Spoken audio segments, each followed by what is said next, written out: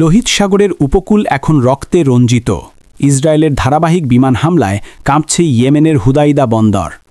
Israel ইয়েমেনের লোহিত সাগর উপকূলবর্তী হুদাইদা বন্দরে ধারাবাহিক বিমান হামলা চালিয়েছে। ইসরায়েলের দাবি, হামলাগুলো হুতিদের সামরিক কার্যক্রমের জবাবে চালানো হয়েছে। তবে এসব হামলায় ডজন ডজন বেসামরিক নাগরিক নিহত হয়েছেন। খবর আল জাজিরার। হুদাইদা বন্দরে বিমান হামলা চালায় ইসরায়েল। হুতি মুখপাত্র ইয়াহিয়া সারি এক্সে সাবেক টুইটারে পোস্ট করে জানান, আমাদের বিমান প্রতিরক্ষা ব্যবস্থা বর্তমানে ইসরায়েলি যুদ্ধবিমানগুলোর মোকাবিলা করছে, যেগুলো আমাদের ভূখণ্ডে হামলা চালাচ্ছে। হামলার কয়েক ঘন্টা আগে ইসরায়েলি সেনাবাহিনী হুদাইদা বন্দর খালি করার জন্য সতর্কতা জারি করে।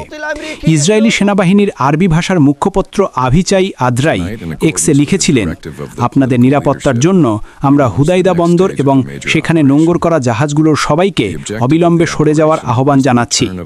রয়টার্সকে দেওয়া সাক্ষাৎকারে বন্দরের দুটি সূত্র জানিয়েছে, হামলার লক্ষ্য ছিল 3টি ডক, যেগুলো আগের ইসরায়েলি হামলার পর মেরামত করা হয়েছিল।